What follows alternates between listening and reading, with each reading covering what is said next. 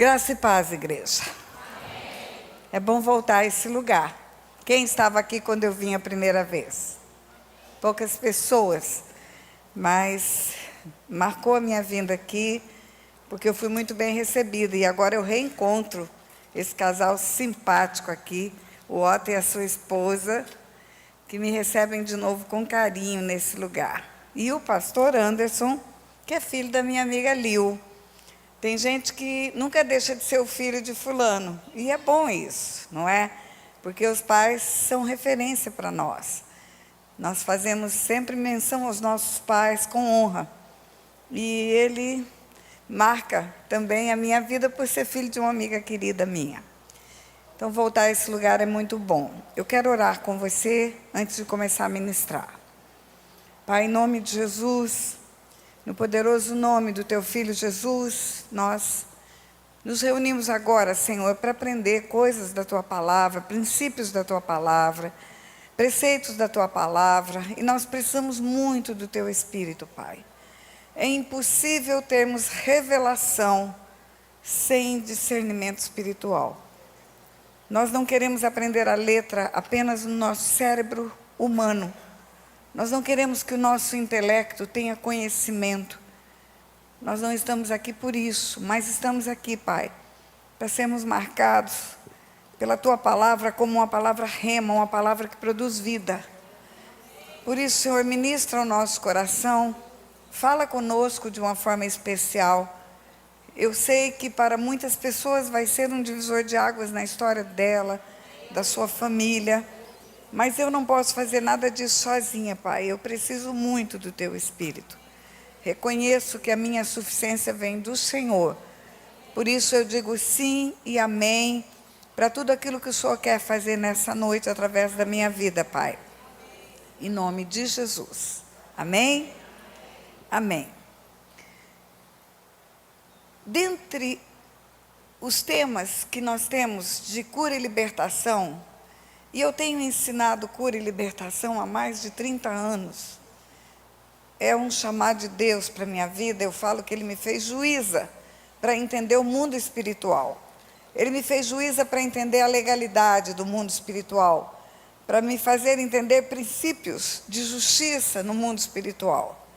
E dentre os temas, inúmeros são os temas de cura e libertação, existe um tema que eu escolhi trazer para vocês, e nós vamos falar os 3 dias do mesmo tema. No último dia vamos orar todos juntos. Esse tema, eu diria que mesmo que eu não ensinasse mais nada de libertação, mesmo que não houvesse outra revelação de Deus para mim, eu já me sentiria como cumprindo o meu chamado, que é heranças espirituais. Heranças espirituais, heranças espirituais. Nosso coração é fechado para esse assunto.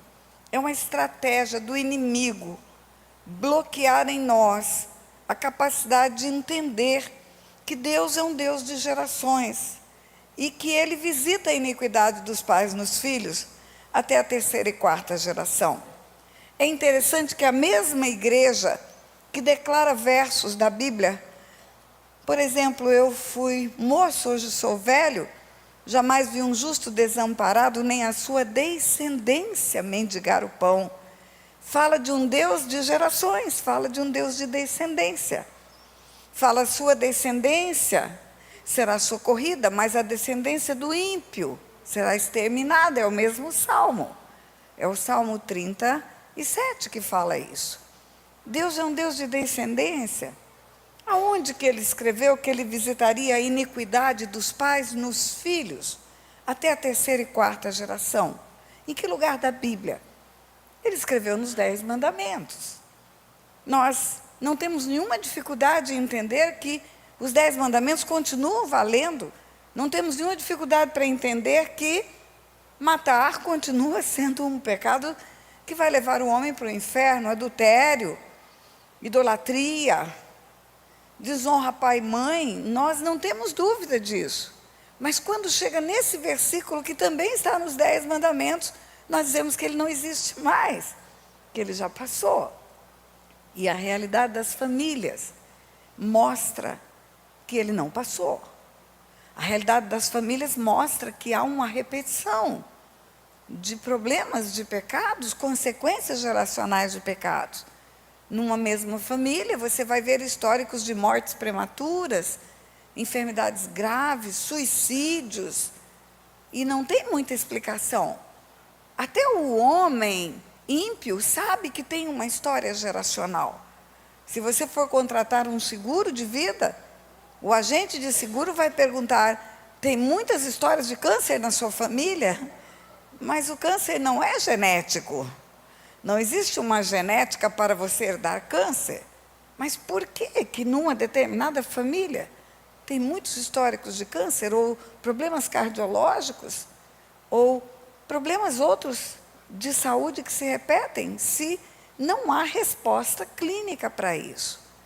Ou então, famílias desagregadas, históricos de separação que se repetem, casamentos que não são casamentos, que são de fachada, da bisavó foi assim, da avó foi assim, da mãe foi assim, e agora o casamento que você está vivendo está assim. Em resumo, respostas que nós acabamos atribuindo a Deus, que não é Ele quem faz.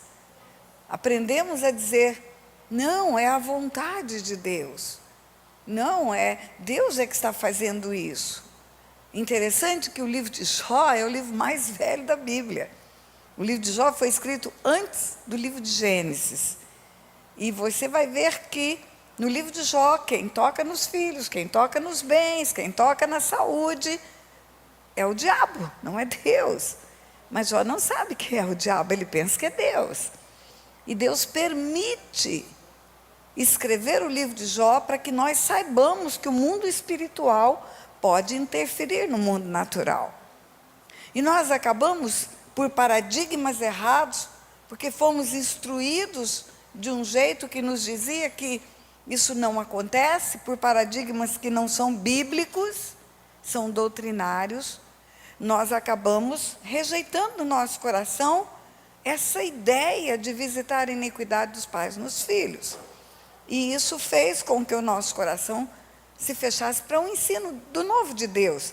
E o vinho novo só é derramado no odre novo. Velhos paradigmas precisam ser quebrados.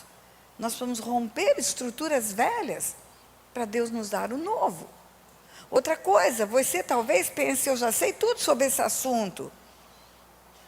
E eu digo que isso é soberba, porque quando você diz que já sabe tudo sobre determinado assunto, você está dizendo que Deus é limitado, que Deus não é capaz de dar nada de novo mais sobre determinado assunto, que o que Deus deu, Ele já acabou e Ele não tem mais nada a fazer. Mas Deus é infinito e tem infinitamente mais para nos dar. Ele não cessa de dar.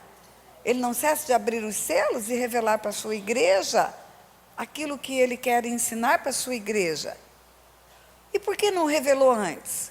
Por que não revelou no começo do começo, então? Por que não revelou há 100 anos atrás, há 200 anos atrás?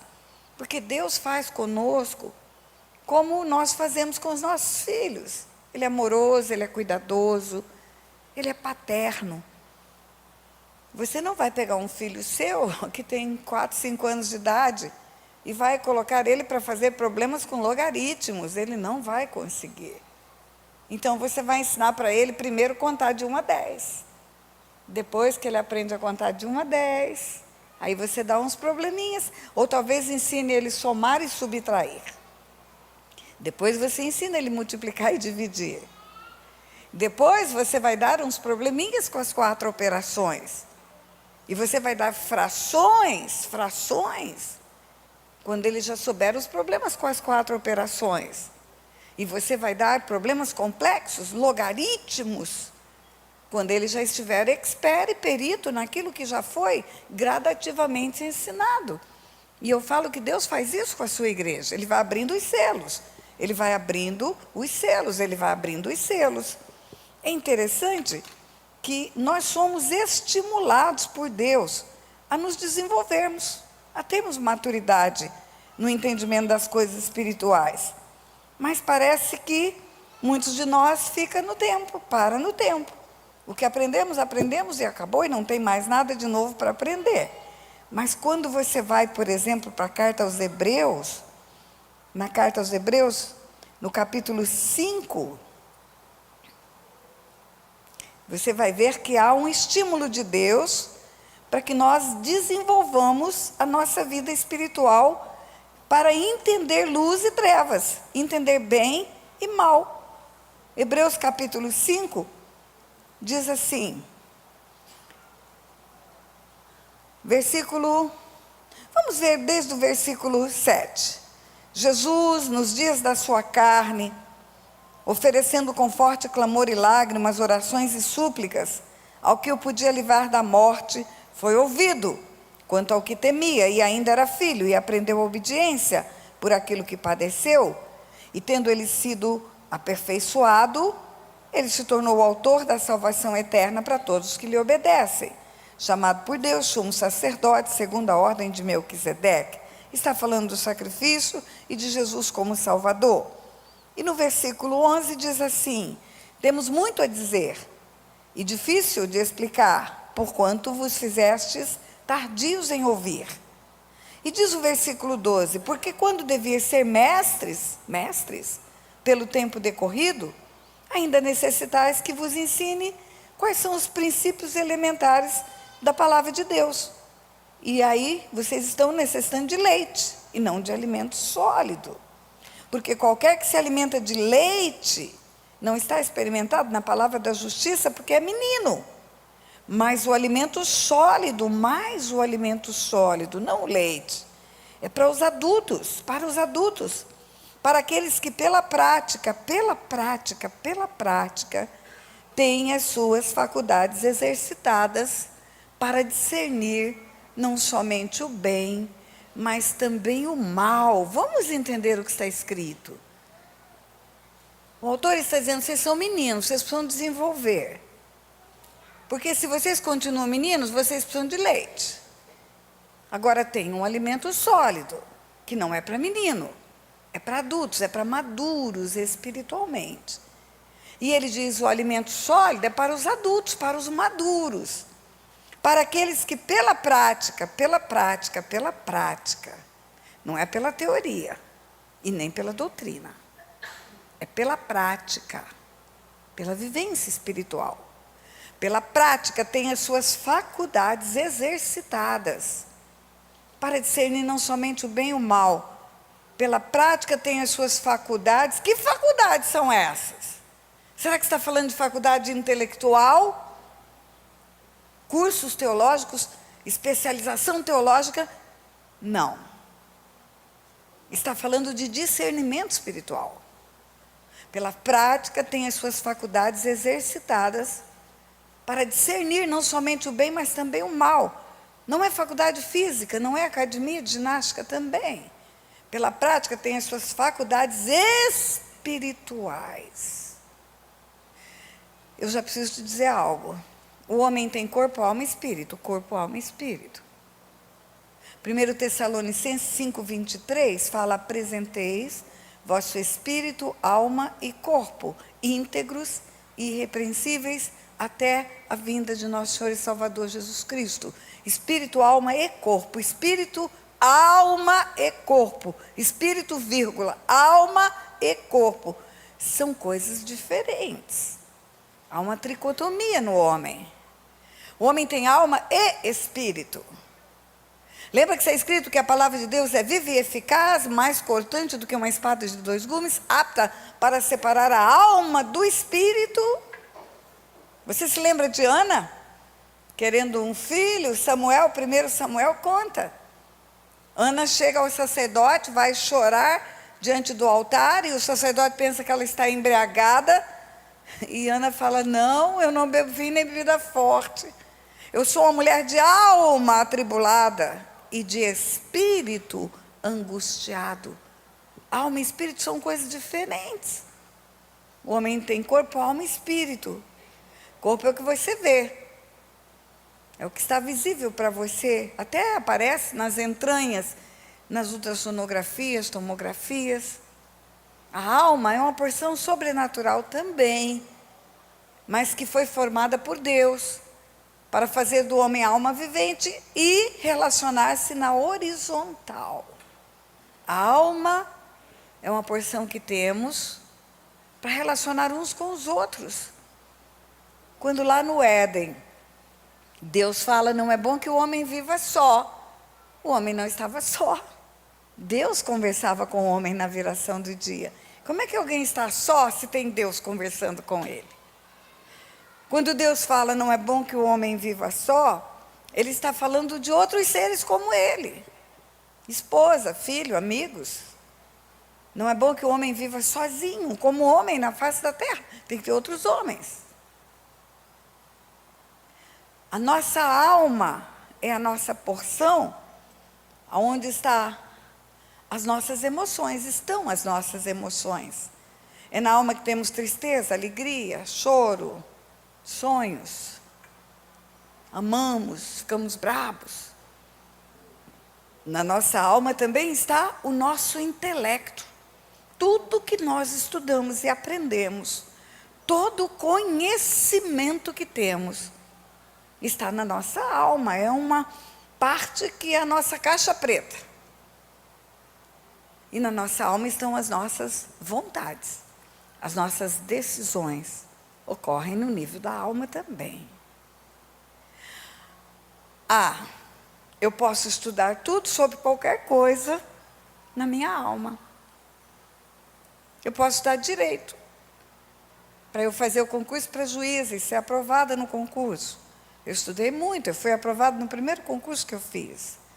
Estudei muito, todos os ramos do direito. Direito civil, direito de trabalho, direito tributário, direito comercial, processo civil, processo penal, tudo. Aonde eu estudei? Na minha alma, no meu intelecto. Agora, se você pegar um pedacinho do meu cérebro, que tem tudo isso de informação, mais 68 anos de convivência com filhos, com marido, com igreja, com amigos, com perdas, com alegria, com tristeza, com choro. Quanta coisa está guardada nessa caixa preta chamada alma. Mas se você tirar um pedacinho do meu cérebro e colocar no microscópio de alta resolução, você só vai ver células. Só neurônios, células cerebrais.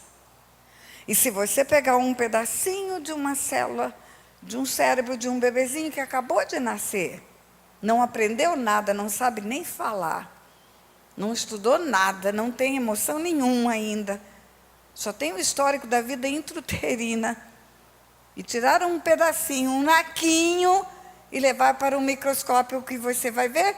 Só célula. Mas aonde está tudo que eu estudei, tudo que eu chorei, tudo que eu ri, tudo que eu aprendi? Está no sobrenatural.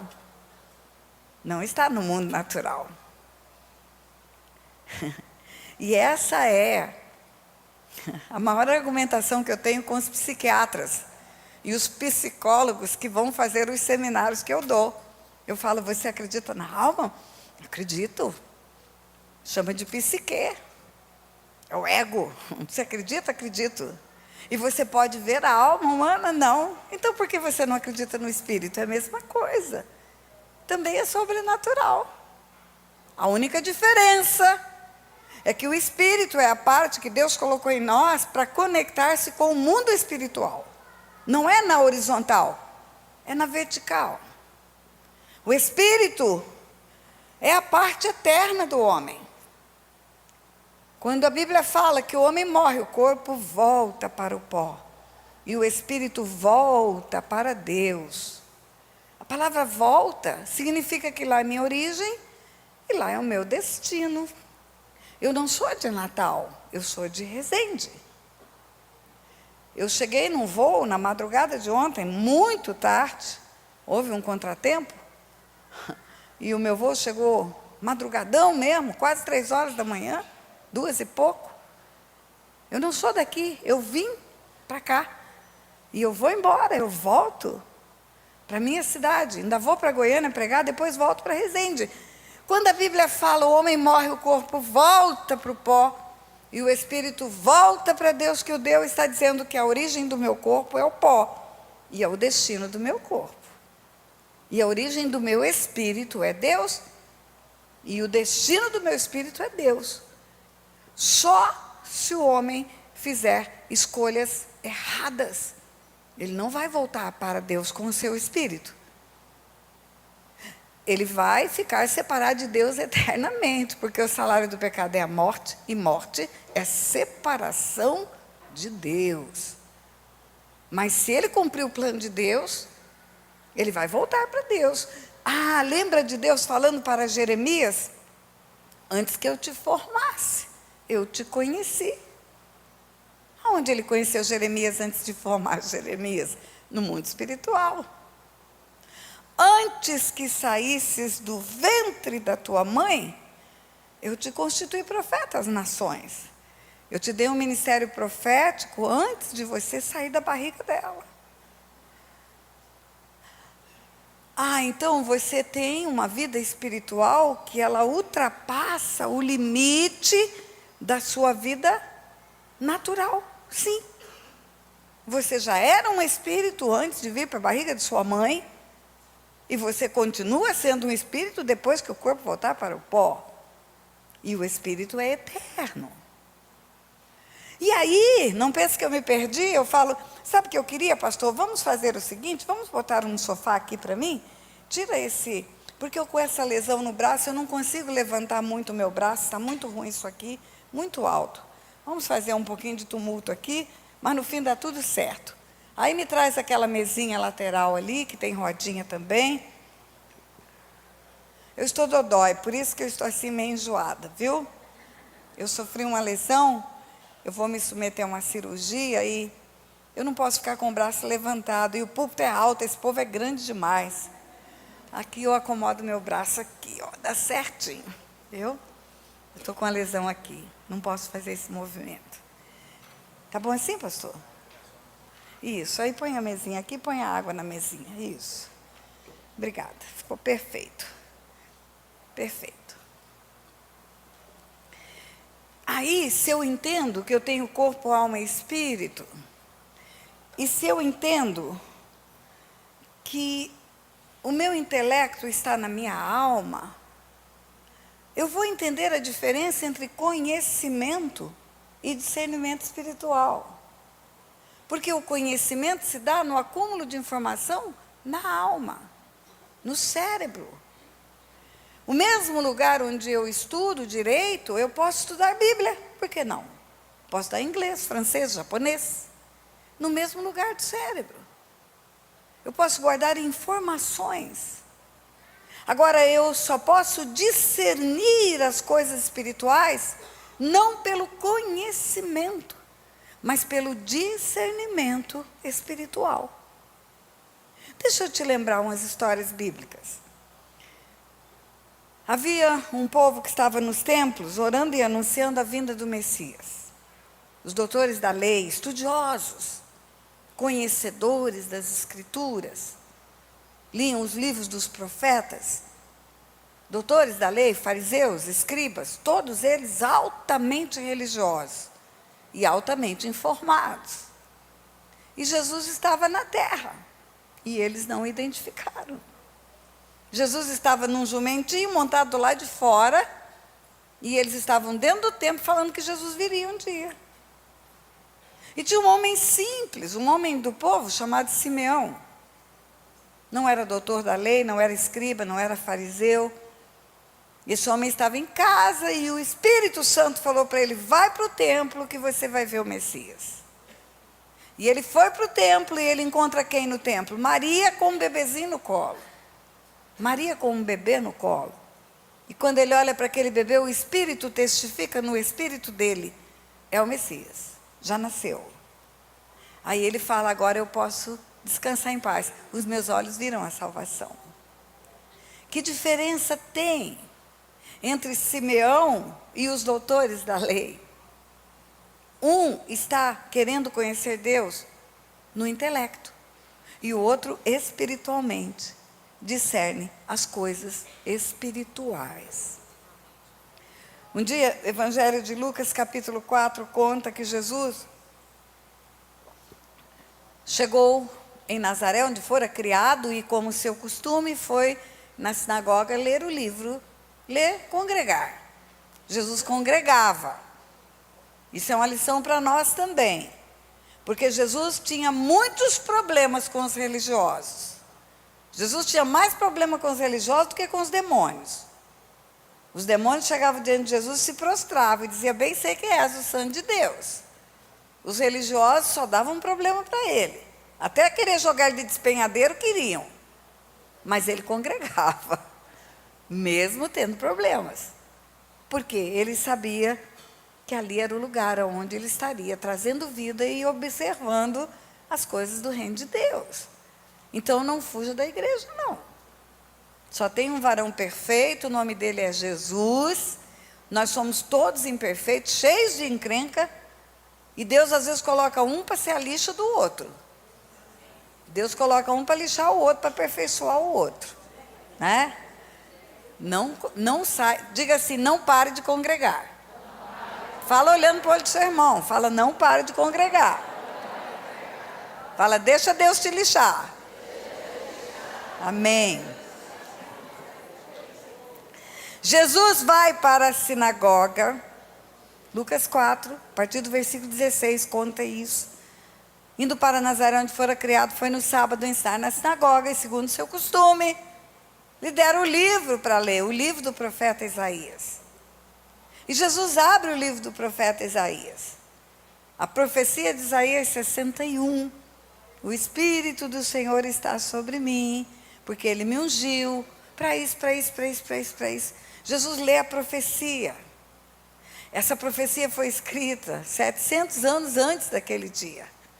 Jesus abre um livro e lê uma profecia que fazia 700 anos o povo judeu estava lendo. Geração após geração lia a profecia. O Espírito do Senhor está sobre mim, o Espírito do Senhor está sobre mim. Era o anúncio do ministério dele. Era o anúncio que lá no Jordão, a voz do Pai seria ouvida dizendo: esse é o meu Filho amado. O Espírito desceria como pomba. O Filho estaria na terra, a Trindade estaria junto agora. Ia começar o ministério dele, só ali começa o ministério dele. Quando ele recebe o Espírito no Jordão. Só ali a autoridade vem do céu para a terra. Só depois dessa descida do Espírito ele pôde se encontrar com o diabo para ser tentado. Antes a autoridade não estava na terra. E aí ele lê esse texto. Ele lê. Ele está na terra agora. 700 anos antes foi escrito. Fazem 700 anos que anuncia a vinda dele. Ele está na terra. E ele lê o texto. Quando ele termina de ler, ele fecha o livro, ele olha para a congregação. E ele fala: hoje se cumpriu a escritura que acabais de ouvir. E queriam jogar ele de um despenhadeiro. Imagina, ele abre o livro, lê a profecia. O Espírito do Senhor está sobre mim, me ungiu para evangelizar os pobres, para curar os quebrantados, para libertar os cativos e oprimidos do diabo, para anunciar o inaceitável do Senhor, o dia da vingança do nosso Deus. Fecha o livro, olha para o povo e fala: eu sou o cara, eu sou esse aqui. Eu sou esse, que vocês estão profetizando que viria à terra. E o que aconteceu? Ao invés de dizerem glória a Deus, é o Messias chegou, a profecia se cumpriu, aqui está ele, nós vamos ver a glória do Pai, a glória do unigênito do Pai. O que eles fazem? Eles expulsam Jesus da sinagoga. Sabe por quê? Porque letra sem discernimento espiritual não traz conexão com o céu. Quando a Bíblia fala que a letra mata, o Espírito vivifica, é isso que ela diz. Então, o primeiro paradigma que nós temos que quebrar, eu quero só quebrar paradigmas primeiro, é que muitos dos conhecimentos que tivemos, sem discernimento espiritual, impede que nós tenhamos uma visão espiritual que Deus quer nos dar. Nós somos espíritos e Deus quer que andemos no Espírito. A Bíblia fala que apenas espiritualmente se discerne as coisas espirituais. Está escrito apenas espiritualmente se discerne as coisas espirituais. Deus é espírito. Nós somos espíritos. Tudo que fizermos é espiritual. E a notícia que eu tenho para te dar é que o mundo espiritual é muito maior do que o mundo natural. É como se o mundo espiritual fosse toda a nação brasileira e o mundo natural fosse só esse salão aqui. O mundo natural é pequeno perto do mundo espiritual. E a influência do mundo espiritual no mundo natural é real. Por isso aprendemos a luta não é contra a carne e o sangue. A luta é no mundo espiritual. Então, o primeiro paradigma que temos que quebrar é abrir o nosso coração para o novo de Deus. Queridos, eu estou falando do que eu precisei viver. Todos os conceitos e preconceitos que eu tinha, eu tive que jogar fora. Eu tive que falar: Deus, me ensina o que o Senhor quiser. Eu estou disposta a aprender o novo, porque o Senhor não acabou. O Senhor tem mais e tem infinitamente mais para nos dar do que pedimos ou pensamos. Amém, igreja? Amém. O outro paradigma que nós precisamos quebrar é que heranças espirituais ou maldições hereditárias ou legados geracionais, que é tudo a mesma coisa, a gente resolve fazendo oração de quebra. Eu quebro, eu quebro, eu quebro. Eu quero dizer que você não quebra nada. Eu quero dizer que é a maldição que te quebra. É a herança que te quebra, é o mal que te quebra, você não quebra ele. As coisas no mundo espiritual, elas são regidas dentro de princípios. A confissão de pecados é que cancela pecados. Arrependei-vos e convertei-vos para serem cancelados os vossos pecados. Está escrito isso. Está escrito no livro de Atos, capítulo 3. Arrependei-vos e convertei-vos para serem cancelados os vossos pecados. Imagina uma bola de aniversário dessas que enfeitam salões, que nós fazemos festa para as crianças. Imagina que essa bola é um revestimento que te protege. Você está lá guardado, escondido, protegido por uma proteção especial de Deus. Imagine que dentro dessa bola tem uns anjos com você. Porque a Bíblia fala no Salmo 37, os anjos do Senhor acampam ao seu redor, do que os temes livre e guarda, Salmo 34. Os anjos do Senhor acampam ao seu redor, dos que o temem, os livre os guardam. Os anjos estão ao redor. Redor é perto. Os anjos estão juntos, na verdade. Quando a Bíblia fala que quando você é hospitaleiro, sem você saber, você está hospedando anjos.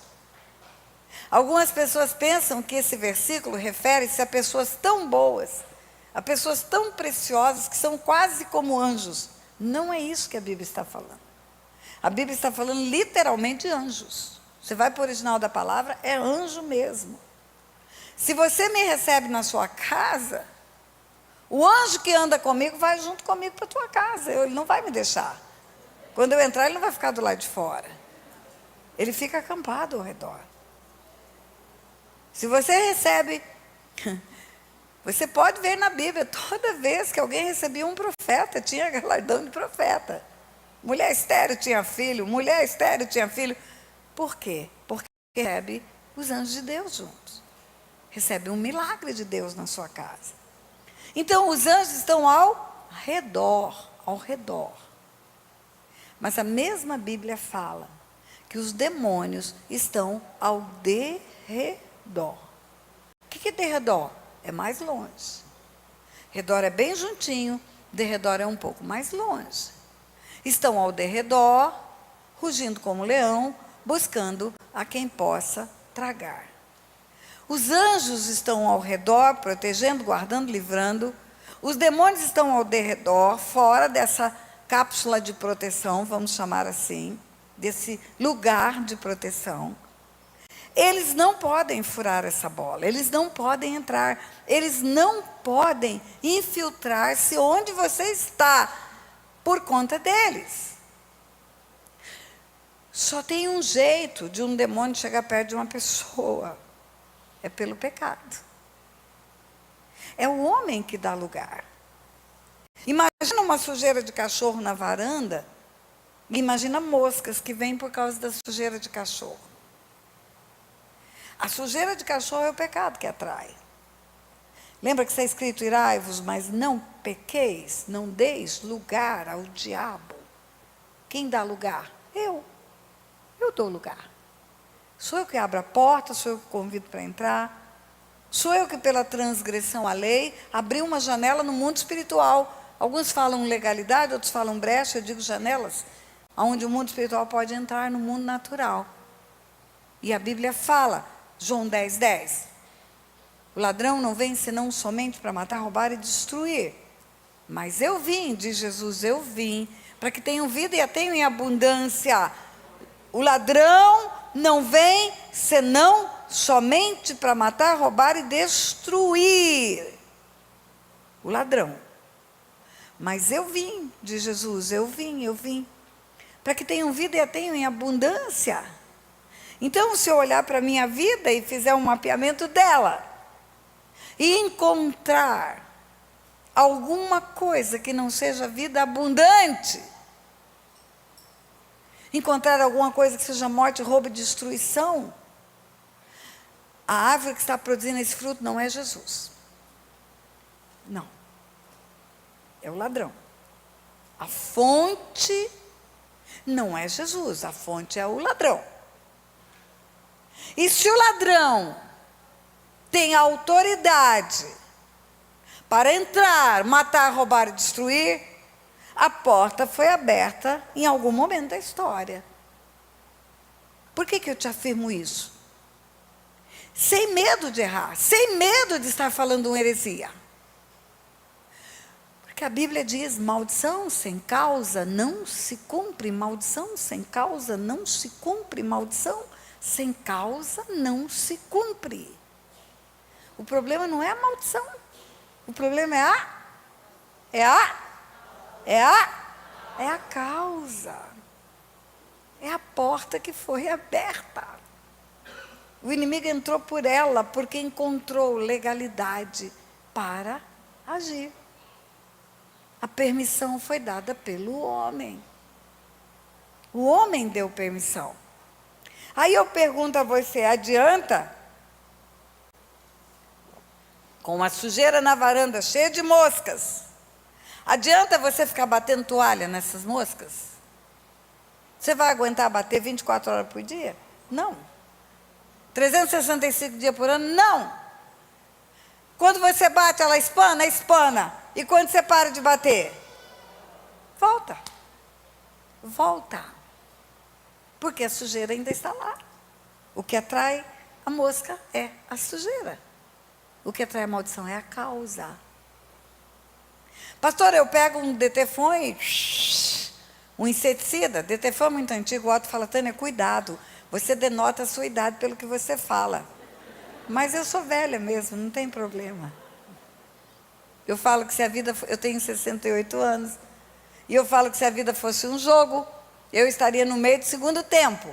Mas vai ter pênalti de prorrogação esse jogo. Vai ter. Eu posso pegar um spray de inseticida e fazer uma morte dessas moscas. Eu vou ficar livre de outras moscas se eu tirar a sujeira da varanda? Vou? Não. Eu só vou ficar livre de moscas se eu tirar essa sujeira, limpar esse lugar, desinfetar esse lugar, der um novo cheiro para ele. A mosca vai parar de sentar. Então, um paradigma que nós precisamos quebrar também é que Satanás é o nosso problema. Não é o nosso problema, Satanás. Nosso problema é o nosso pecado. O nosso problema é a transgressão à lei de Deus. O nosso problema é aquilo que foi aberto no mundo espiritual de janela e não foi fechado. E eu tenho notícia para te dar: no mundo espiritual não se aplicam as leis da física. Leis da física só se aplicam no mundo natural. Tempo, distância, é lei da física. Eu estou distante de Resende fisicamente. Eu tenho 68 anos e eu não lembro tudo que aconteceu na minha vida nesses 68 anos. Se você perguntar o que eu tomei no café da manhã, do dia 5 de fevereiro de 1967, eu não sei. Eu me perdi no tempo. No mundo espiritual não tem isso. Tudo é aqui, agora, já. Então, o pecado, a transgressão, a vida, há 30 anos atrás, que não foi resolvida, é como se fosse agora, acabada de acontecer. E as moscas estão chegando por causa desse pecado de 30 anos atrás, que não foi confessado, que não foi tratado, que não foi remido.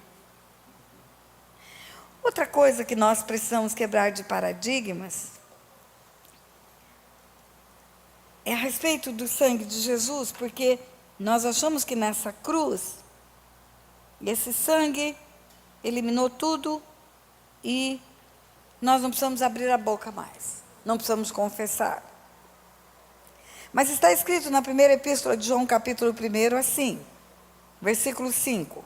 Esta é a mensagem que dele ouvimos e vos anunciamos, que Deus é luz e não há nele treva nenhuma. E se dissermos que temos comunhão com ele e andarmos em trevas, mentimos, não praticamos a verdade. Mas, se andarmos na luz, como ele na luz está, temos comunhão uns com os outros, e o sangue de Jesus, seu Filho, nos purifica de todo o pecado. Se andarmos na luz, como ele na luz está, o sangue de Jesus, seu Filho, nos purifica de todo o pecado. Se dissermos que não temos pecado, enganamos a nós mesmos e não há verdade em nós.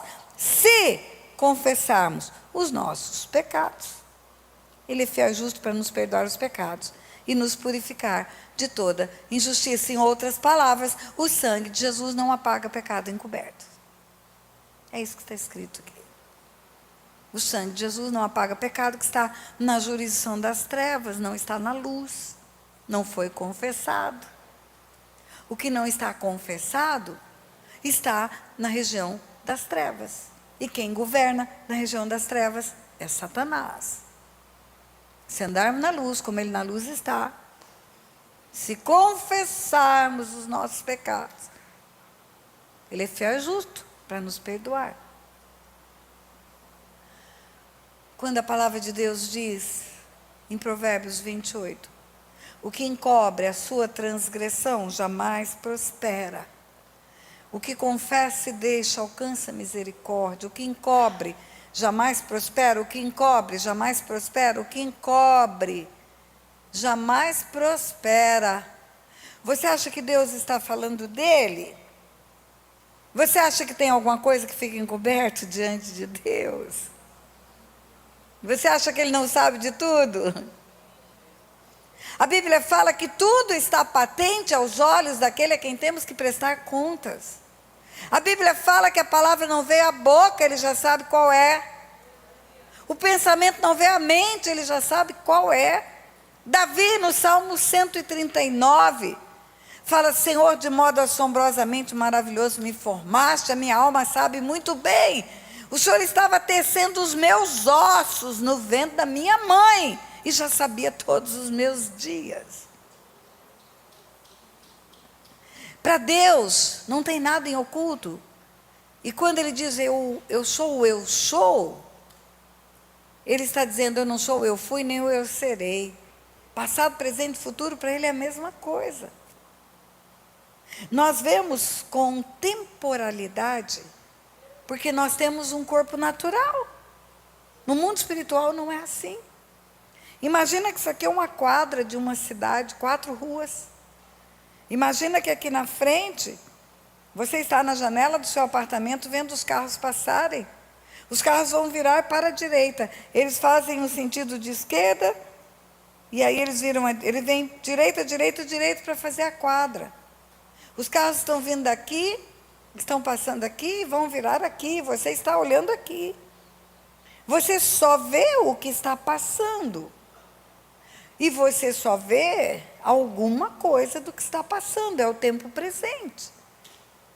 O presente para você, ele está limitado pela lei da física. O tempo, o espaço. O teu presente agora é essa sala aqui, só essa sala. Você não sabe o que está acontecendo na sua casa agora. Você não sabe o que está acontecendo na sala do lado, onde tem outro curso aí. Você não sabe o que está acontecendo no banheiro. Você está limitado ao que você vê, ao que os seus sentidos captam. Isso é o teu presente. O teu futuro, você sabe? O teu passado? Não. Eu falei que eu tenho 68 anos, eu não sei o que eu comi, dia 4 de fevereiro de 1959. Eu não sei que roupa eu vesti no dia 7 de abril de 1982. Eu não sei aonde eu estava no dia 4 de março de 2015 pregando. Não sei. A minha memória guarda do meu passado algumas coisas só. O que é mais marcante. Datas especiais, dias de sofrimento, dias de grande alegria. Eu posso contar a minha história em 3 horas para você. Como que alguém pode colocar 68 anos em 3 horas? Porque a minha memória só guarda aquilo que é muito forte. O meu passado se perde. O meu presente tem limites físicos. E o meu futuro? Eu falei para você que eu estou com uma lesão no ombro. Eu estava ministrando no Japão. Eu fui fazer uma jornada missionária no Japão em janeiro. Dia 8 de janeiro, eu estava no gabinete pastoral atendendo um casal. E eu falei, a hora que começar o louvor, eu desço para o templo. O gabinete em cima, o templo embaixo. E a luz da varanda, tinha uma varanda para sair do gabinete, descer uma escada externa e entrar no templo. E a luz da varanda estava apagada. E tinha um degrau de 10 centímetros só. E eu saí com aquele casal do gabinete, segurando minha bolsa, minha Bíblia, meu iPad. E pela luz apagada eu não vi o desnível. Eu olhei e eu vi um nível só. E quando eu botei o pé achando que eu estava pisando no mesmo nível, eu despenquei. E caí em cima do ombro. E eu rompi 2 ligamentos, rompi 2 nervos. Nervos não, dois tendões. Eu estou com um tendão que chama supraespinhoso, rompido e separado 3 centímetros e 8 milímetros. Vai ter que operar para juntar isso. Eu estou com um tendão interno. Eu não posso fazer movimento para trás, para frente, para cima. Meu braço só levanta se eu ajudar. E dói. Se eu soubesse o que vai acontecer daqui 10 minutos, eu não teria caído. O seu futuro é completamente desconhecido de você. Você não sabe nada. Nem do passado sabe tudo, lembra de algumas coisas. Nem do presente sabe tudo, só vê o que está ao seu redor. E do futuro é uma completa incógnita. Mas Deus, Ele está vendo essa quadra aqui do alto. Ele está vendo tudo o que está acontecendo, tudo que já aconteceu, tudo que vai acontecer. Ele é o eu sou, Ele não é eu fui, nem eu serei. Então Ele sabe tudo a seu respeito, tudo. Tudo. Tudo que você já fez, tudo que você vai fazer, Ele já sabe. Ele já viu, pela onisciência dEle. Então, quando a Bíblia diz, o que encobre as suas transgressões jamais prospera, e o que as confessa e deixa alcança misericórdia, não está falando de Deus. Deus não pode encobrir nada dEle. O que encobre jamais prospera é o que não confessa. O que não abre a boca para falar do seu pecado. Porque o cancelamento do pecado precisa da confissão. Pastora, e se eu confesso para Deus, não está resolvido isso? É outro paradigma que eu preciso quebrar com você. Esse foi o mais difícil de eu quebrar. Quando você confessa o seu pecado para Deus, imediatamente você sai da morte para a vida. Imediatamente você está salvo. O arrependimento é eficaz para trazer a graça e a misericórdia sobre a sua vida e vir a sua salvação? Sim. Quando você confessa para Deus, você resolve a sua eternidade. A Bíblia fala, a alma que pecar, essa morrerá. A alma que se arrepender não morrerá mais. Agora eu quero te falar algo. Quando você confessa para Deus, você resolve sua eternidade. E quando você cumpre a palavra, de confessar os pecados uns aos outros, para serem sarados. Você não está tratando da eternidade, você está tratando da vida agora, da vida na terra, antes da eternidade. Eu falei para você que eu tenho 68 anos e que eu espero viver muito. Eu pedi a Deus 120 anos. No dia do meu aniversário de 60 anos, eu orei e eu pedi a Deus para viver 120 anos como Moisés. Para viver com robusta velhice, como ele promete no livro de Jó. Para viver produzindo frutos na casa de Deus, como ele fala no Salmo 92. O justo florescerá como a palmeira, como o cedro do Líbano plantado na casa do Senhor, na velhice ainda vai dar frutos. Eu pedi, se ele vai dar eu não sei. Mas eu não posso esperar chegar à eternidade para ter vida abundante. Se eu quero viver 120 anos, eu vou me contentar de viver 120 anos comendo o pão que o diabo amassou nessa terra? Para só na glória ter abundância. Quando Jesus fala, o ladrão não vem senão somente para matar, roubar e destruir, mas eu vim para que tenham vida e tenham abundância, ele está falando da vida agora, porque na eternidade, no céu, o ladrão não entra para matar, roubar e destruir. Lá ele não entra. Quando Deus fala de bênção e de maldição, todos os textos bíblicos, vamos pegar Levítico 26, Deuteronômio 28, ele fala de coisas da terra. Ele fala, se você tiver a bênção, você vai ter chuva no tempo certo, até a serôdia e a temporã. Se você não tiver bênção, vai ter falta de chuva. Se você tiver bênção, você vai ter filhos, vai tomar nos braços os filhos dos filhos. E se você não tiver bênção, você não vai ter filhos, ou você vai enterrar filhos.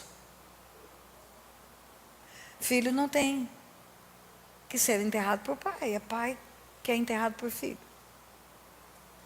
A Bíblia fala também, se você tiver bênção, você vai ter prosperidade, vai ter tudo que precisa. Nada vai te faltar. Você vai buscar primeiro o reino de Deus, sua justiça, e tudo vai ser acrescentado. Ainda vai ter mais do que você precisa. Ele vai realizar os desejos do teu coração, é o que você deseja. Agora, se você tiver maldição, você vai ter falta de tudo. Você vai ter que viver pedindo emprestado. Se você tiver bênção, você vai ter saúde. Se você tiver maldição, você vai ter doenças. Se você tiver bênção, você vai ter sanidade mental. Se você tiver maldição, você vai ter loucura. Enfim, tudo aquilo que ele fala como bênção e maldição. Se você olhar para isso, você vai ver que isso não se trata de eternidade. Filho, chuva, dinheiro. Sanidade mental. Isso não é coisa para a eternidade. A eternidade ou é céu ou é inferno. E no inferno não tem chuva nunca. Então nós temos que quebrar outro paradigma. O perdão dos nossos pecados por Deus nos dá a eternidade. A confissão dos nossos pecados na terra retira da mão do inimigo a procuração que ele tem para agir na nossa vida.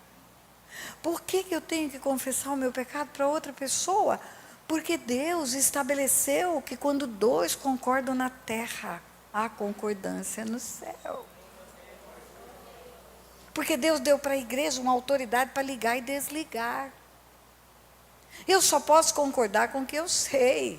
Se você ficar olhando para mim e não falar nada, como que eu vou concordar com você?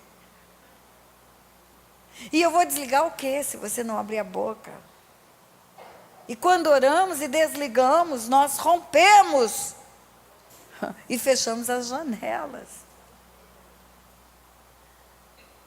E se não quebrarmos esses paradigmas, nós podemos fazer parte daquele grupo de pessoas que estão caminhando e caminhando e caminhando e caminhando na igreja e não conseguiram ainda chegar no lugar da vida abundante.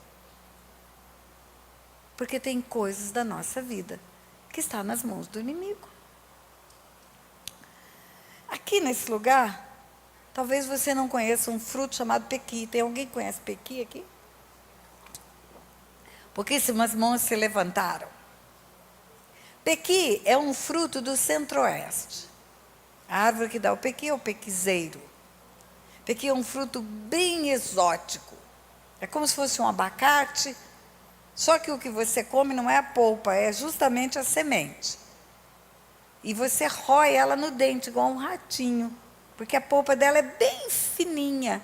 E no meio da semente tem espinho. Se você morder, você vai chegar no espinho. Então você não pode morder, você tem que roer só. Pode roer sem medo que não vai chegar no espinho. O espinho está lá no fundo. E o pequizeiro é uma árvore do centro-oeste.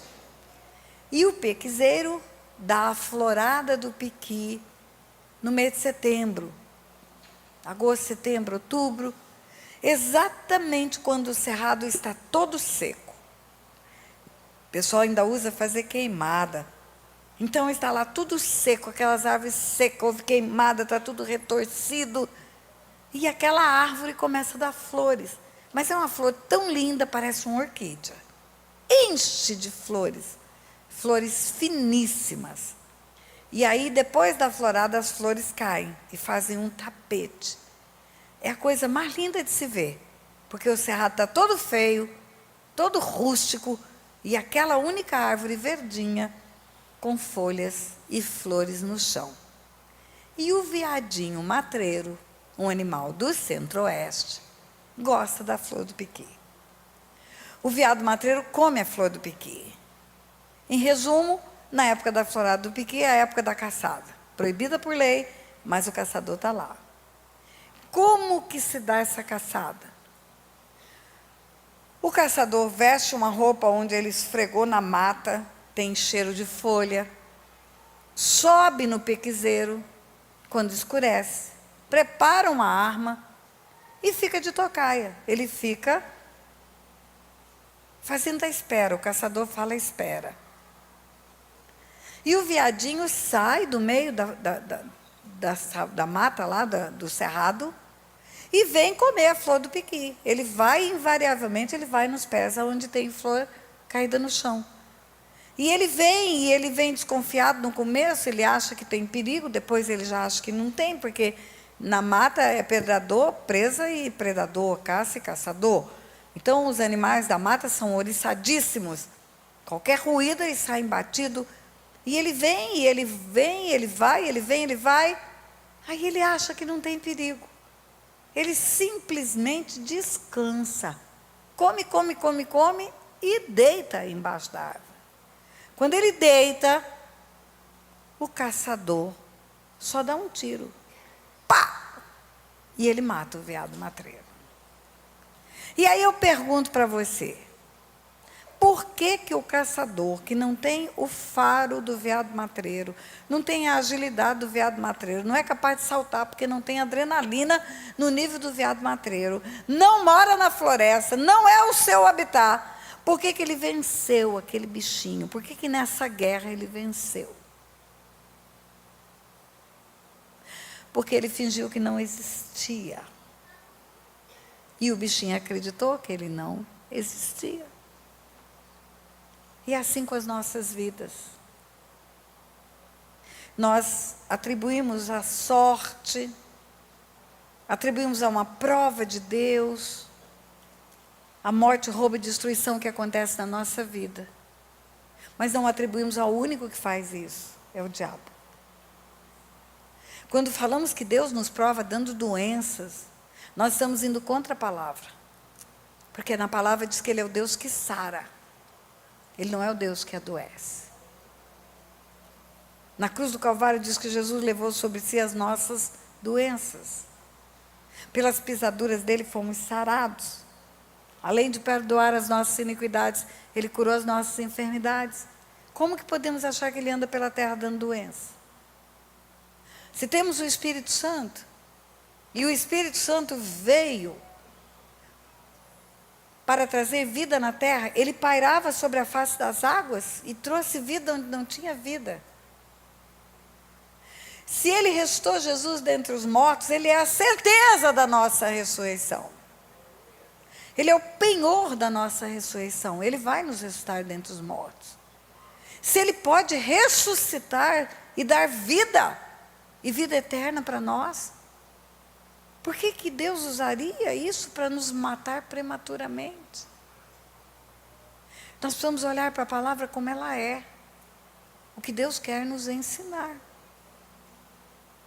Eu quero quebrar mais um paradigma nesse primeiro dia.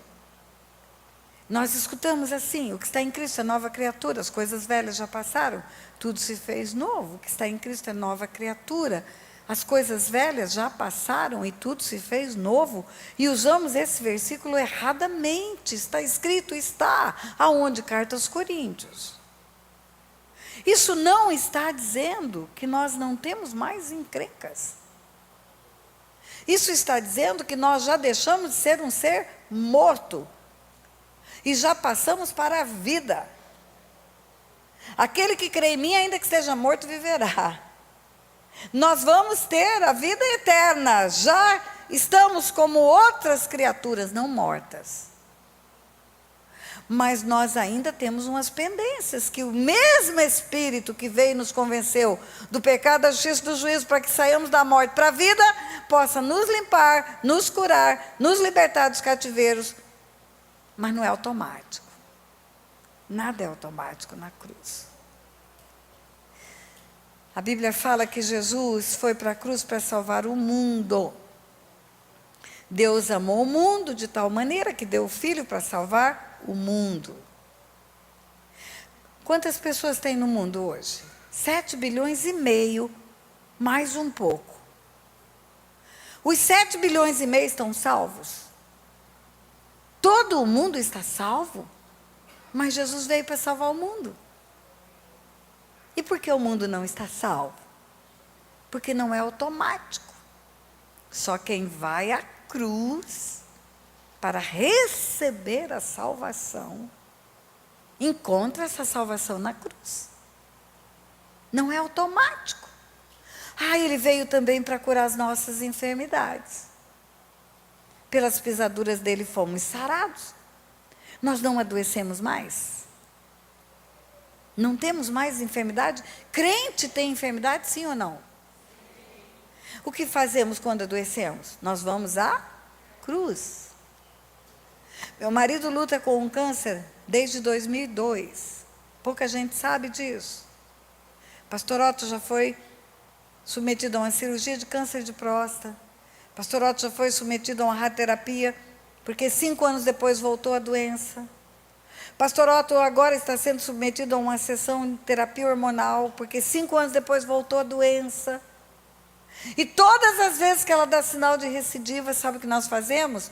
Nós vamos para o médico, porque nós entendemos que a medicina é uma dádiva de Deus, mas nós oramos, e oramos, e oramos, e oramos, e Deus faz o que surpreende os médicos. Ele fez um exame, ele estava com um nódulo periretal de 1 centímetro de diâmetro, um tumor, como se fosse uma metástase. Nós oramos, no próximo exame sumiu o tumor. Todas as vezes que adoecemos, nós vamos à cruz. Não é automático, igreja. Não é automático. Não é automática, a cruz não é automática. Você lembra de Jesus, de aldeia em aldeia, de cidade em cidade, curando todas as pessoas que iam a Ele? Todas.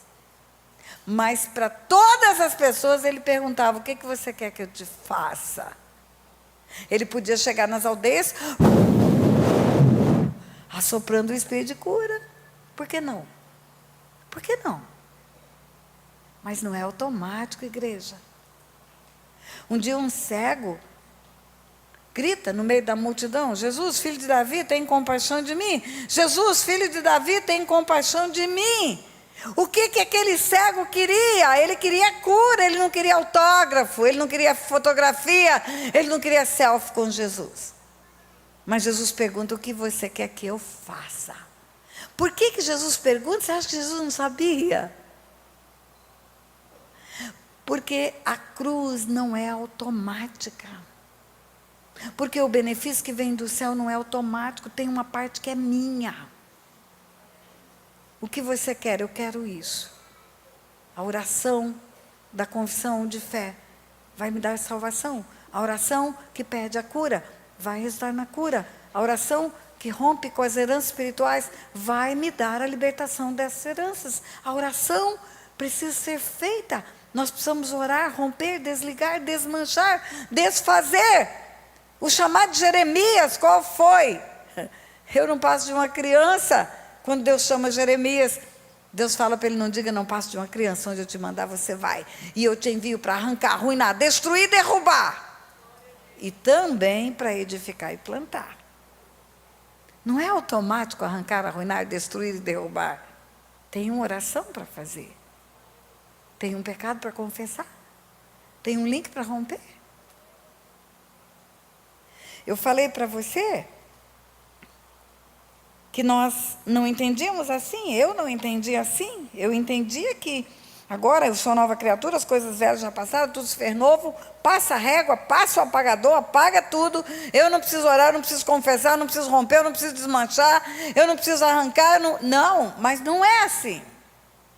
Você se lembra que eu falei para você que é na carta aos Coríntios que está escrito que quem está em Cristo é nova criatura, as coisas velhas já passaram, tudo se fez novo?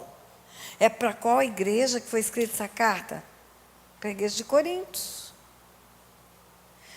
E a igreja de Coríntios era uma igreja que já estava com o pé no céu, não tinha mais problemas, as coisas velhas tinham passado, tudo era novo naquela igreja.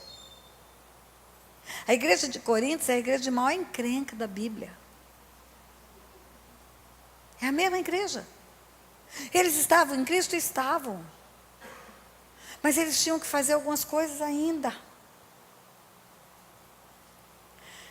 A primeira carta aos Coríntios, no capítulo 5, ela começa assim. Olha bem o que está escrito aqui. Olha bem. O apóstolo Paulo está escrevendo para a mesma igreja. Ele diz assim: geralmente se ouve que há entre vós fornicação. E fornicação tal, que nem ainda entre os gentios se nomeia, como é haver alguém que abuse da mulher do seu pai. O que isso significa, pastora? Paulo está dizendo: olha, vocês aí dessa igreja, no meio de vocês, tem fornicação, tem promiscuidade, pior do que lá fora. Porque chegou ao meu conhecimento, tem gente dormindo com a mulher do pai, a madrasta da igreja. É um da igreja que está dormindo com a mulher do pai. E ele continua: estás ensoberbecidos, e nem ao menos vos entristeceis por não ter sido dentre vós tirado quem cometeu tal ação. Vocês estão agindo como se vocês fossem acima do bem e do mal. Vocês estão agindo como se não tivesse nada mais para fazer. E ele diz assim: eu, na verdade, é o apóstolo Paulo que está falando, eu, na verdade, ainda que ausente no corpo, ele não estava em Corinto, por isso que ele diz isso, mas presente no espírito, já determinei como se estivesse presente. Paulo está ausente, ele não está em Corinto. Mas ele diz: eu estou presente no espírito, porque Paulo sabe que no mundo espiritual não existe distância. Eu posso concordar com uma pessoa lá nos Estados Unidos em oração. E quando dois concordam na terra, concordância no céu. Não existe distância no mundo espiritual. Paulo diz: eu, na verdade, ainda que ausente no corpo, mas presente no espírito, já determinei, como se estivesse presente. Determinei o quê? Que esse cara, que o que tal ato praticou, em nome de nosso Senhor Jesus Cristo, juntos, vós e o meu espírito, vamos concordar, ele está dizendo espiritualmente, vamos concordar em nome de Jesus. Pelo poder de nosso Senhor Jesus Cristo, vamos concordar o quê? Versículo 5. Que esse que tal ato praticou seja entregue a Satanás para destruição da carne, para que o espírito seja salvo no dia do Senhor. Diga assim, igreja, olha para mim e diga ai, ai, ai. Diga ai, ai, ai outra vez. Paulo está dizendo o quê? Paulo está dizendo, igreja, chegou ao meu conhecimento que no meio de vocês tem um crente que está fazendo tanta encrenca de promiscuidade, que está dormindo com a mulher do pai. Está aí no meio de vocês. E ele é crente. É uma fornicação gospel que ele está fazendo. E nós temos que fazer alguma coisa. Nós vamos orar. Eu não estou aí, mas eu oro e vocês concordam com a minha oração. Nós dois, em nome de Jesus, vamos orar. Nós vamos orar em nome de Jesus, ele diz. Nós vamos linkar no mundo espiritual, nós vamos concordar no mundo espiritual. Que esse cara que está fazendo isso, seja entregue a Satanás. Igreja, vamos entregar ele para o diabo, em outras palavras. Para que ele, na carne, tenha alguma ação demoníaca. Vamos deixar Satanás tocar nele, matar, roubar e destruir. Para que ele seja salvo no dia do Senhor. Ou seja, vamos deixar que o diabo coloque ele numa cama, que ele sofra um acidente, que ele perca as pernas. Tem criança aqui, mas eu vou falar, que ele fique broxa. Que ele seja mutilado, corta o amigão dele aí. Para que ele ainda tenha salvação. Porque o que ele está fazendo, ele vai acabar perdendo a salvação. Para que igreja que está escrevendo essa carta, pastora? Para que igreja? Nós vamos quebrar paradigmas, igreja. Nós pegamos verdades que não são verdades. A verdade liberta. E conhecereis a verdade vos libertará. E a verdade vos libertará. Quando Jesus fala, eu sou o caminho, a verdade e a vida, ele não está falando de sinônimos. Ele não está falando que ele é o caminho e caminho é a mesma coisa que verdade, verdade é a mesma coisa que vida. Não, não, não. Ele está falando de um processo. Você ia por um caminho de perdição, você ia por um caminho de morte, você ia por um caminho de trevas, você ia por um caminho onde você ia ter como fim um lago de fogo de enxofre. Um dia você passa por uma porta, alguém fala para você de salvação, e ali você entrega a sua vida para Jesus, você sai do caminho de morte e entra no caminho de vida. Agora, nesse caminho, você precisa conhecer a verdade. A verdade não é uma filosofia, a verdade não é um conceito, a verdade é uma pessoa, é a pessoa de Jesus. Mas a verdade também é a palavra, porque Ele é a palavra revelada. Você entra por um novo e vivo caminho e encontra a verdade. E quando essa verdade passa a ser aplicada na sua vida, não apenas ouvinte, mas praticante dela, aí você encontra a vida abundante. Você vai fechar as portas, vai fechar as janelas. Vai começar a ter um procedimento novo. Eu nasci num lar cheio de encrenca. Quem conhece meu testemunho aqui? Deixa eu anunciar para vocês. Eu trouxe muito material. Muito não, né? Vivi pouquinho. Mas eu trouxe diversificado. Vai estar lá na livraria. Assuntos de libertação, apostila, livro, DVD, CD, está tudo lá. Tem um canal meu no YouTube, um canal oficial. Inscreva-se lá. O nome do canal é youtube.com/c/PRA Tânia Tereza, o meu nome. Por que o canal oficial? Porque tem muito vídeo meu no YouTube, mas no canal oficial tem todos os meus vídeos. E no meu canal oficial, se você se inscreve no canal oficial Pastora Tânia Tereza, cada vez que eu postar um vídeo novo, você vai ser informado e vai receber. E lá no meu canal oficial tem o meu testemunho também. A minha vida foi uma vida de encrenca.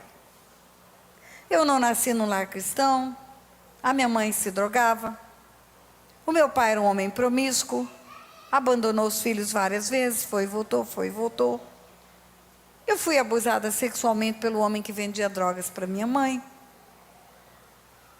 Eu tive uma vida tão infame até os 14 anos, que com 14 anos eu queria me tornar uma prostituta. E eu queria me tornar uma prostituta para ofender o meu pai, porque um dia meu pai levou uma prostituta para dentro de casa e dormiu com ela na minha cama, noite de Natal. E naquela noite eu quis matar o meu pai, não consegui, graças a Deus. Depois eu quis me matar, não consegui, graças a Deus. Fui socorrida, fui levada para um pronto-socorro, com os pulsos cortados, sangrando. E eu comecei a fazer um plano naquela noite de me tornar uma prostituta. A ideia era, eu vou me deitar com a metade dos homens da cidade. Depois que eu me deitar com a metade dos homens da cidade, eu vou chegar para meu pai e vou dizer: pai, o senhor ama prostitutas, não ama? O senhor abandonou a família por causa delas. O senhor permitiu que um homem abusasse sexualmente de mim, porque eu era uma criança jogada fora, porque o senhor estava com prostitutas. O senhor trouxe uma para dentro de casa, o senhor não respeitou nem a minha cama. O senhor ama prostitutas, não ama? Pois então o senhor pode me amar agora, porque eu sou uma prostituta também. Essa era a ideia.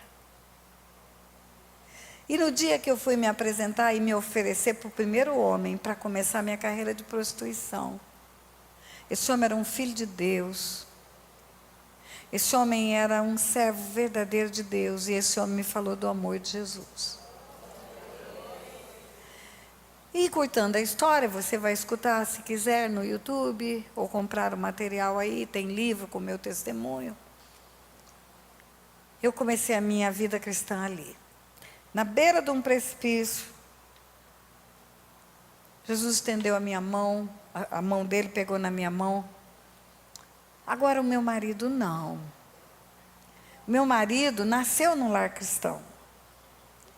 Quando ele nasceu, a mãe dele tinha 45 anos de idade, porque ela teve 10 filhos, ele é o penúltimo dos 10. Então ela não era jovem mais quando ele nasceu. Ela tinha 45 anos e ela se converteu com 15. Então ela tinha 30 anos de crente quando ele nasceu. 30 anos de crente. Não era menininha na fé. Ela foi fundadora de igrejas. Eu vejo a irmã Maria, e eu chamo ela de Mãe Maria, que é a vovó do pastor Anderson. Eu a chamo de mãe, eu falo, eu não tenho mais mãe, eu posso te chamar de mãe? Ela fala, pode. E eu vou muito ao Rio visitá-la. Eu vejo a irmã Maria, eu lembro da minha sogra. Minha sogra era como a irmã Maria, uma mulher de Deus, firme na fé, firme. Criou os filhos tudo no Evangelho. Enquanto não viu os netos tudo convertidos, não sossegou. Dona Guiomar era igualzinha a irmã Maria. Filha missionária, eram batistas, a Junta de Missões Nacionais enviavam missionários para o campo missionário. Uma irmã do pastor Otto foi missionária, 30 anos, 33 anos no campo missionário. Todo mundo crente, os filhos criados no Evangelho, os netos criados no Evangelho, todo mundo crente. Foi para essa família que Deus me levou. Ele me tirou das trevas para a luz, verdadeiramente. No fim, a minha família toda se converteu, pelo testemunho de vida meu, pela misericórdia de Deus. A minha família de origem foi ganha para Jesus. Meu pai morreu salvo, minha mãe morreu salva também. Mas o que eu quero te contar nesse final desse primeiro dia, é que eu olhei para essa família do meu marido, quando eu comecei a entender o mundo espiritual. Fazem mais de 30 anos que Deus está me mostrando o que eu vou te ensinar nesses 3 dias.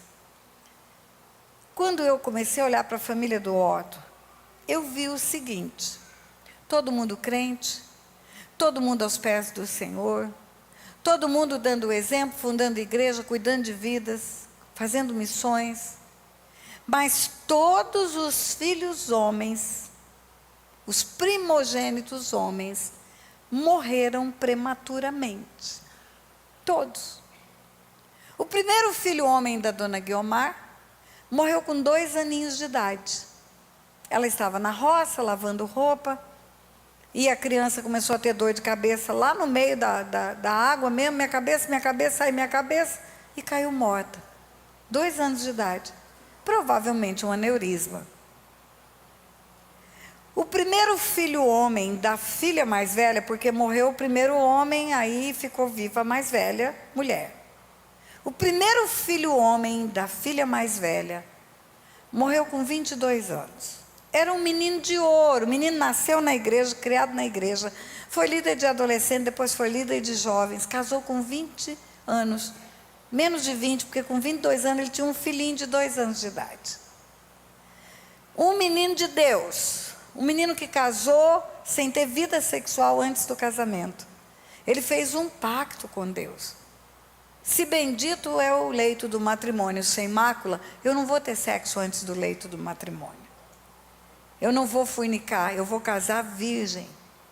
E ele fez isso, e a moça com quem ele se casou também. Foram criados juntos no meio da igreja, fizeram a corte, não teve beijo, não teve esfrega, não teve bulina, foi ter sexo no casamento. Esse homem está casado, tem um filhinho de 2 anos de idade. Trabalhador. Era mecânico, tinha uma big de uma oficina mecânica já bem jovem. E ainda fazia transporte escolar à noite, porque tinha uma turma de jovens da igreja que queria estudar, fazer faculdade em outra cidade. Ele morava em Assis, não tinha faculdade em Assis, aí levava os jovens para Marília. Toda noite uma Kombi com gente da igreja para estudar na faculdade. Ele era o motorista da Kombi. E ele ganhava uns trocados com a Kombi. Com um filho pequeno precisava ter um ganho a mais. E um dia ele arrebenta aquela Kombi na cabeceira de uma ponte. Ninguém tem um arranhão, ninguém. Só ele morre, só ele. Ninguém arranhou. E aí ele morre e deixa um filhinho de 2 anos de idade, um órfão de 2 anos. O primeiro filho homem do outro filho da dona Guiomar, tinha 18 anos, nasceu na roça, tudo de igreja, só estou contando história de crente. Nasceu na roça, o pai tinha uma chácarazinha no meio rural. Desde 5 aninhos de idade ele subia no trator junto com o pai ia fazer serviço de terra, ele ia junto. E aí ele tinha 18 anos. O pai e a mãe estavam em viagem, estavam em Assis, a fazendinha deles era em Boituva, interior de São Paulo.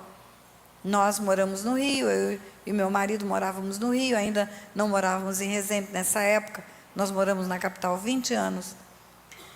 E toca o telefone lá em casa, no Rio de Janeiro, morávamos em Jacarepaguá, para contar uma calamidade.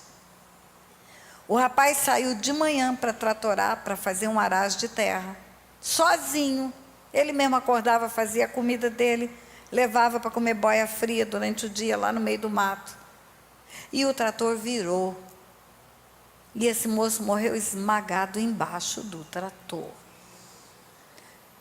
Pela necrópsia, ele morreu por volta de 1h da tarde. Só de noite, quando ele não volta para casa, que o outro rapaz que estava junto com ele, morando na mesma casa lá, desconfia, por que ele não voltou? Essa hora já era para estar aqui. Escureceu, quando escurece o povo para de fazer o serviço da roça. Por que não veio? Deve estar quebrado o trator, algum problema ele teve, está lá consertando o trator, porque ele era mecânico também. O rapaz pega um cavalo, vai lá, encontra o trator virado e aquele moço morto há horas embaixo do trator.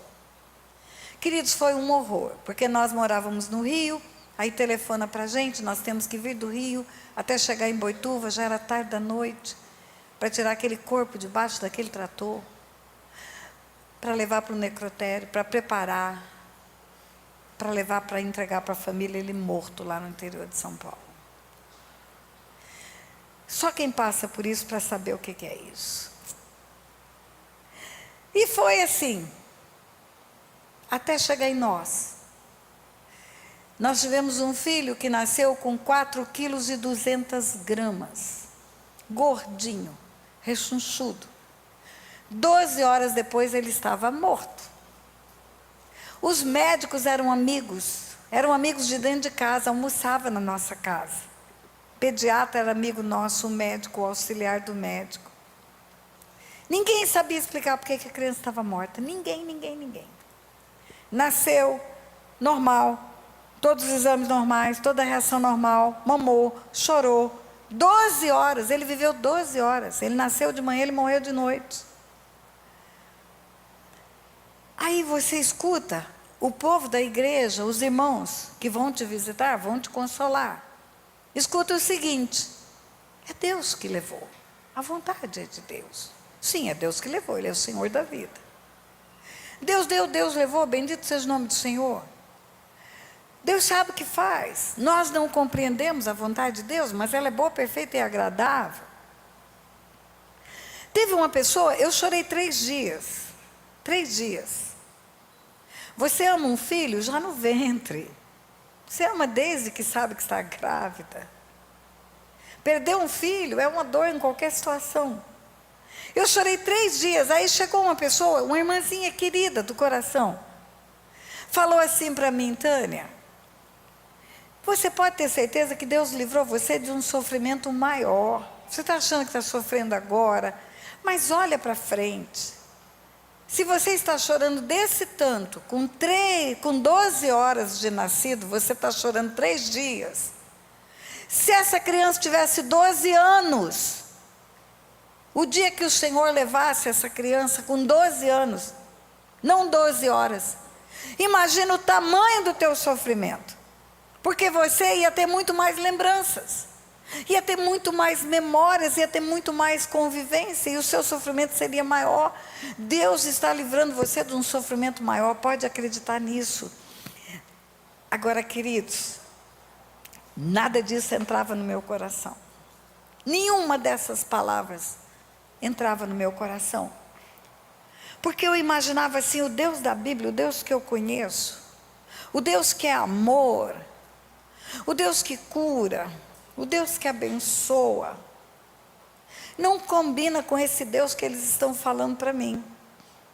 Porque esse Deus que eles estão querendo me mostrar, então Ele me daria um filho, colocaria no meu ventre, faria minha barriga crescer, faria eu sentir os movimentos dessa criança dentro de mim, me daria ela nos braços, eu compraria o enxoval dela, arrumaria o quartinho, escolheria o nome, daria mamar para ela.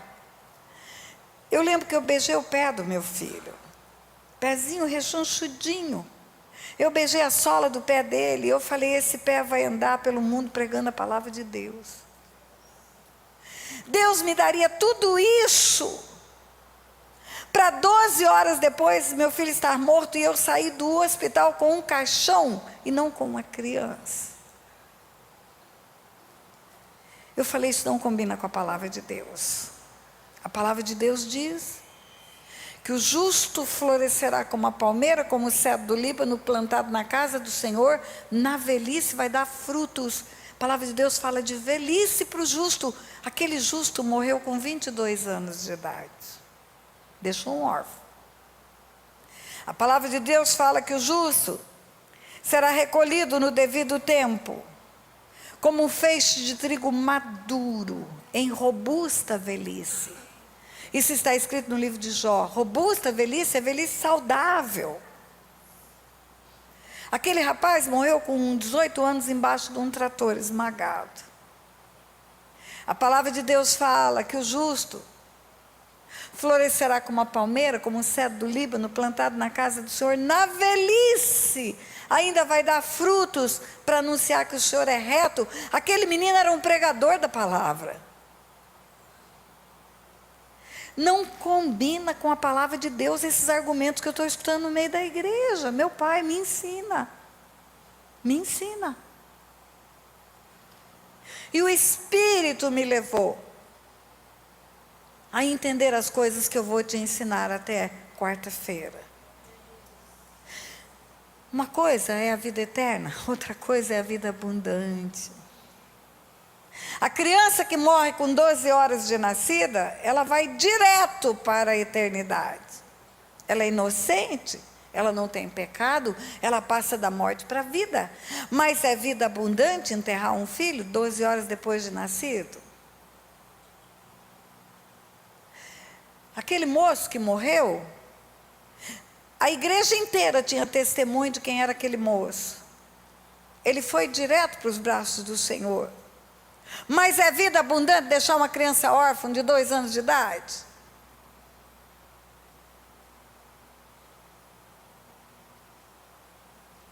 Eu comecei a entender que tem uma diferença entre salvação e vida abundante. E eu fui fazer um mapeamento da família. A minha sogra se converteu com 15 anos. Era uma jovem, e se tinha algum pecado, foi para o altar, entregou. Mas e antes da minha sogra? Como era a história dos pais dela, dos avós dela, dos bisavós dela? Eu fui fazer um mapeamento. E eu encontrei maldade, derramamento de sangue. Eu encontrei um avô que tinha escravos, que cortava a mão de escravos, que tirava sangue na chibata, que chegava em casa e se tinha alguma coisa errada para ele, tinha uma criança escrava dentro de casa, ele enchia um prato de pimenta e falava: come e não derrama uma lágrima, porque senão vai apanhar até sair sangue das costas. Sangue derramado.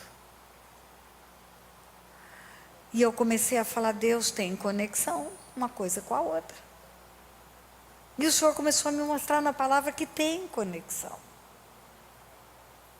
O Senhor me mostrou na palavra que Daniel era santo. Daniel era santo. Mas ele estava num cativeiro fazia 70 anos. E esse cativeiro não era por causa do pecado de Daniel, era por causa das iniquidades dos seus pais. E Deus falou comigo: você não é juíza, eu te fiz juíza para você entender o mundo espiritual. Um homem é traficante de drogas, esse homem fica muito rico, ele tem muito dinheiro vendendo drogas, ele constrói um patrimônio vendendo drogas. E ele tem 2 filhos que são santos, 2 filhos que nunca usaram droga, nunca venderam droga, são crentes, não suportam esse negócio ilícito do pai, querem que o pai se converta, querem que o pai se entregue para Jesus. Mas o pai continua traficando drogas. E quando o pai morre, fica uma herança fabulosa. Prédios, fazendas, automóveis, ações. Quem que herda esse patrimônio desse traficante? Quem? Por que herda? Porque são filhos. A Bíblia diz: sois filhos, logo sois herdeiros. Sois filhos, logo sois herdeiros. A herança não decorre de fazer nada. A herança decorre do fato de ser filho, legítimo herdeiro. Vamos fazer outra hipótese.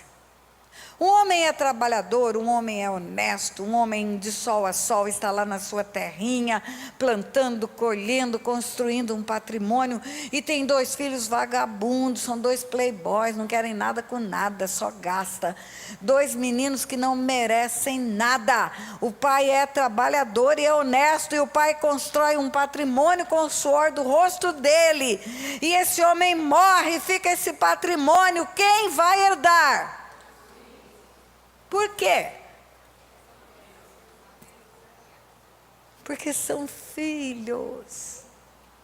Sois filhos, logo sois herdeiros, diz a Bíblia. A herança não decorre de termos feito nada. Decorre só do fato de sermos filhos. Meu Deus, isso é um divisor de águas na nossa vida, queridos, quando entendemos. Porque na cruz do Calvário, nós temos perdão de pecados e temos rompimento das heranças também. Porque Jesus fez maldição por nós na cruz. Mas como não é automático, nós vamos tratar isso também. Essa visitação da iniquidade de pais nos filhos é real no nosso meio. Olha para as famílias da igreja. Não estou falando do mundo. Eu não vou te contar uma história do mundo. Eu só vou te contar a história da igreja. Eu vou te contar uma história de ontem à noite para encerrar. O teu pastor é testemunha. Teu pastor foi me pegar no aeroporto, na madrugada, coitado, levou um chá de aeroporto. Lá em Brasília, alguém embarcou as malas e não embarcou. Tem um povo que resolve sair para jantar. Conexões demoradas, a pessoa está com a mala no avião e ela vai dar uma volta em Brasília e não chega a tempo de embarcar. E aí? Aí tem que tirar tudo que é mala de dentro do avião. Para tirar as malas de quem não embarcou. Isso atrasa às vezes mais de 1 hora um voo. Já estava atrasado, ainda teve essa encrenca. E aí ficamos lá no aeroporto até tarde. Lá em Nova York, 2 dias atrás, uma pessoa achou isso que eu estou te ensinando. Achou no YouTube. E me pediu socorro. Um jovem crente, um jovem juiz, um tumor no cérebro. Já tirou uma parte do tumor, não pôde tirar o tumor todo, porque está muito infiltrado, tem áreas do cérebro que não pode ser tocada. E esse moço, passando por um tratamento invasivo, ele falou: pastor, eu entendi que há uma herança espiritual de morte sobre a minha vida. E começou a contar por que ele entendeu. E aí eu falei: nós vamos orar, você vem, ele está vindo para o Brasil, estaria vindo, já adiantou, aconteceu alguma coisa, está vindo para o Brasil, nós vamos orar, você vai fazer o SILC é um seminário intensivo de libertação e cura, que eu faço de 2 em 2 meses lá no estado de Tocantins, 5 dias dentro de um lugar imerso, recebendo palavra e oração, e ele falou: eu vou, pastora. E eu falei: nós vamos orar, você assiste o vídeo, assiste tudo, faz um mapeamento da sua família. Mas o que ele falou já me deu a entender que era herança espiritual que estava acontecendo com ele. E eu falei: nós vamos orar à distância mesmo. Porque o caso é grave, o cara está internado, um tumor crescendo dentro da cabeça. Eu mando a mensagem para ele, daí uns meia hora, 1h30 depois, ele me manda uma mensagem chorando, aquelas carinhas de choro: pastora, eu já não estou falando mais, porque o tumor chega na área da fala, está infiltrado, está chegando na área da fala. E eu imediatamente entendi a gravidade, não vou ter condição de orar com esse moço, esperar mais um dia, mais 2 dias. E eu mandei uma mensagem de voz para ele: vamos orar, você concorda em oração, mesmo sem abrir a boca, você não pode falar amém, você não pode falar eu concordo, mas se você concordar no seu espírito, diga no seu espírito: Deus, eu concordo, bate na madeira aí da cama para eu entender que você está me ouvindo. E fizemos isso, fizemos às 3h20 da madrugada de anteontem, ele lá no hospital, sem fala, em Nova York. E eu orei aqui no Brasil, oramos em concordância. Qual não foi a minha surpresa ontem, quando eu desembarco, que eu abro as mensagens dentro do carro do pastor Anderson, está lá a mensagem dele: pastor, os médicos estão enlouquecidos.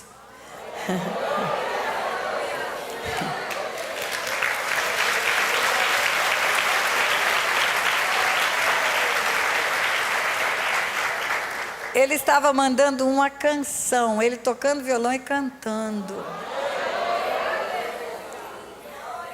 Queridos, eu não vou falar para você do que eu não tenho vivido. Eu não vou falar para você do que não é real. Não é história de carochinha. Todos os dias tem uma resposta de Deus dentro daquilo que Ele tem nos ensinado. Eu vou terminar agora, nós vamos orar. Eu vou cobrir a sua vida, a sua casa, a sua família. Porque o diabo vai fazer tudo para você não estar aqui amanhã. Ele vai fazer tudo para impedir a sua vinda. Porque a sua vinda pode mudar a sua história e a história da sua família. A Bíblia fala: edificarão cidades antigamente assoladas, arruinadas, destruídas de geração em geração. Essa história, se for entendida por você, e se você estiver aqui até o último dia, quando nós vamos orar, você vai poder falar: a minha vida foi uma antes e outra depois. Coloque-se de pé. Pai, em nome de Jesus, no poderoso nome do Teu Filho Jesus, nós entregamos diante do Teu trono de graça tudo aquilo que falamos, Pai. E nessa noite em especial, o Senhor me deu uma estratégia, Pai, para falar sobre quebra de paradigmas, porque nós queremos ser um odre novo, Pai, para receber o vinho novo dessa palavra. Nós queremos o novo do Senhor, nós não queremos ficar arraigados naquilo que não muda a nossa história, Pai. Nós queremos sim, Senhor, abrir o nosso entendimento, ter não apenas a letra, mas a vida em abundância que o Senhor pode nos dar. Por isso, Pai, pelo Teu Espírito Santo, continua ministrando ao coração dos Teus filhos. Continua ensinando aos Teus filhos nessa noite, fala com eles poderosamente. E na autoridade que há no nome de Jesus, eu proíbo qualquer ação maligna para impedir a vinda dos Teus filhos nos dias de amanhã e depois de amanhã. Em nome de Jesus, eu ordeno fora tudo aquilo que vem para atrapalhar. Em nome de Jesus, eu proíbo qualquer interferência das trevas para bloquear a Tua vinda. E eu digo, venha. Nós como igreja declaramos, você virá. E vindo, você vai entender e vai aprender as coisas do reino dos céus. E a tua história será transformada pelo poder da palavra. Declaramos isso em nome de Jesus. O nome dessa igreja é Vitória em Cristo. E é em Cristo que a nossa vitória virá. Nós nunca vimos Jesus perder uma batalha. E mais essa, veremos com os nossos olhos, contemplaremos a vitória do Senhor nas nossas vidas. Em nome de Jesus. Se você concorda, diga sim, amém. Sim, amém. Amém. Pode aplaudir o Senhor.